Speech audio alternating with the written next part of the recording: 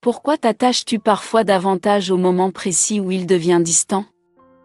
Tu pourrais croire que son absence te révèle simplement à quel point tu l'aimes. Pourtant, ce n'est pas toujours l'amour qui grandit. C'est parfois l'incertitude qui prend toute la place. Il répond moins. Son ton change. Les rendez-vous deviennent flous. Et pendant qu'il réduit sa présence, toi, tu augmentes la tienne. Tu regardes ton téléphone. Tu relis vos échanges. Tu cherches le moment où tout a basculé. Tu te demandes ce que tu as fait, ce que tu devrais dire, et comment retrouver l'homme du début. Dans cette vidéo, nous allons comprendre pourquoi sa distance peut renforcer ton attachement, comment reconnaître ce qui s'active réellement en toi, et surtout comment revenir à une position dans laquelle tu peux choisir au lieu de seulement attendre. Premier mécanisme, l'incertitude ouvre une boucle que ton esprit veut absolument refermer.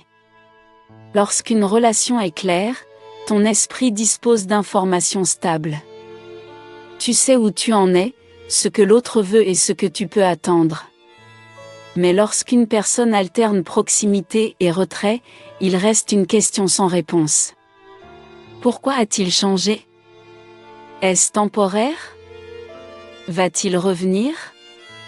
Ton attention se fixe alors sur cette zone inachevée. Tu ne penses pas nécessairement davantage à lui parce que la relation est devenue meilleure. Tu y penses davantage parce qu'elle est devenue incompréhensible. Et plus tu cherches une explication dans chaque détail, plus la relation occupe de place dans ta tête. Deuxième mécanisme, l'alternance entre présence et absence rend le soulagement extrêmement puissant. Quand il disparaît, tu ressens un manque, une tension, parfois même une urgence. Puis il envoie un message. Il revient avec une phrase tendre, une explication ou une promesse. Pendant quelques minutes, tout redescend. Tu respires à nouveau. Le problème, c'est que tu peux finir par confondre ce soulagement avec une preuve d'amour. Son retour semble intense parce qu'il met fin à l'inconfort créé par son absence. Mais une relation saine ne devrait pas devoir te blesser pour que sa présence te paraisse précieuse. Troisième mécanisme, sa distance peut réveiller une ancienne manière de chercher ta valeur. Peut-être as-tu appris très tôt qu'il fallait être parfaite, utile, patiente ou particulièrement compréhensive pour conserver l'attention de quelqu'un. Peut-être aussi que ce schéma n'a pas commencé dans l'enfance, mais dans une relation précédente où tu as dû t'adapter sans cesse. Alors, lorsqu'un homme s'éloigne, tu ne te demandes plus seulement s'il est capable de construire avec toi. Tu te demandes ce que tu dois devenir pour qu'il te choisisse. Tu donnes davantage. Tu excuses plus vite. Tu repousses tes limites. Et, sans t'en rendre compte, tu transformes sa disponibilité en verdict sur ta valeur. Voilà pourquoi il est essentiel de distinguer l'amour de l'activation de l'attachement. L'amour te permet de voir l'autre tel qu'il est. L'activation te pousse à surveiller chaque signe. L'amour supporte la réalité. L'activation fabrique des scénarios pour calmer l'incertitude. L'amour laisse une place à ta vie. L'activation réduit ton monde à ses messages, ses silences et ses retours. Observe 5 signes très concrets. Premier signe, ton humeur dépend de la présence d'une notification. Deuxième signe, tu analyses davantage ce qu'il pourrait ressentir que ce qu'il fait réellement. Troisième signe, tu acceptes aujourd'hui des comportements que tu aurais refusés au début. Quatrième signe, tu investis de plus en plus alors qu'il investit de moins en moins. Cinquième signe, tu ne te demandes presque plus si cette relation te convient. Toute ton énergie sert à éviter qu'elle se termine. Si tu reconnais plusieurs de ces signes, ne te juge pas. Ton attachement n'est pas une preuve de faiblesse. Mais il devient dangereux pour toi lorsqu'il décide à ta place. Alors, comment revenir à toi sans jouer à l'indifférente et sans courir après lui? Première étape, sépare les faits de l'histoire que ton esprit construit. Prends une feuille et trace 2 colonnes. Dans la première, écris uniquement ce qui est observable.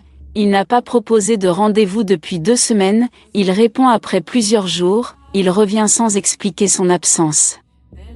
Dans la seconde, note les interprétations, il a sûrement peur, il est très occupé, il m'aime mais il ne sait pas comment faire. Les interprétations peuvent être vraies. Elles peuvent aussi ne pas l'être. Une décision protectrice doit partir des faits, pas de l'explication la plus rassurante. Deuxième étape, arrête pendant 24 heures les gestes destinés uniquement à calmer l'urgence. Ne renvoie pas un message simplement pour vérifier.